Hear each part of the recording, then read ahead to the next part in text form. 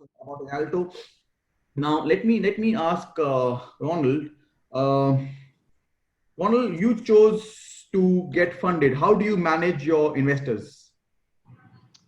So what's interesting, our investors came to us mostly by referral, and we decided on the profile we wanted from our investment community. The CEO did from day one, and he hasn't deviated from that. So let's say we have 70 investors right now, and we've raised 3.3 million.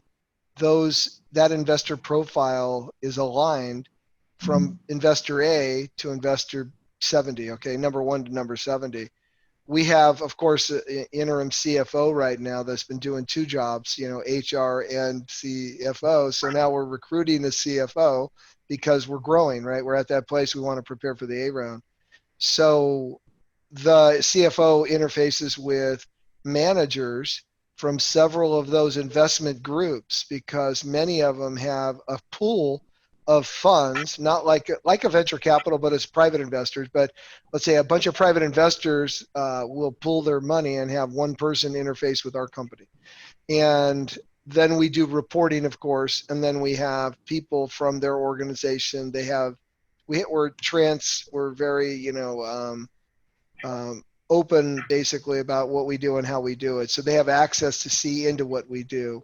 So really it's a relationship again, and we've chosen our investors as they've chosen us. So it's a different investment strategy. I was a registered rep with the SEC. So I used to raise capital. That's part of what I did in my old life, right? Even though I was in coffee my whole life, but in the middle there, I took a break and went out and raised some investment capital. And I learned what that was like to do private Reg D investment. And like you said, sometimes the investors drive the business, but on our side, since we're B certified, they knew that when they came in, that it's not just about stress with them, it's about managing this business and building a model that, like Ben said earlier, it's about having a guilt-free single serve coffee solution to stop waste in our planet, as well as taking care of people.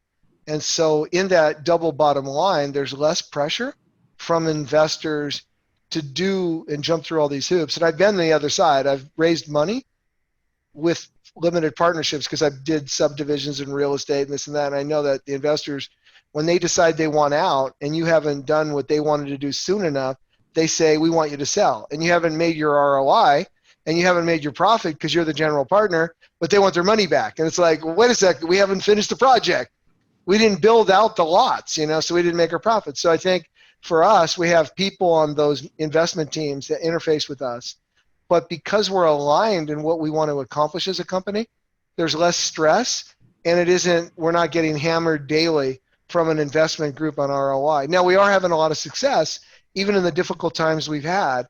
So possibly that, lends itself to us not being harassed by our investors as well, right? Because we've done well in pivoting during COVID, so that would be my long answer. Very good. Excellent. Excellent. So you got 45 people in your team and you got 70 investors.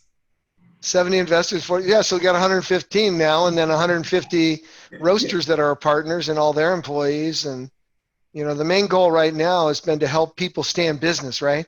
So a lot of our roasters have struggled because all their cafes shut down.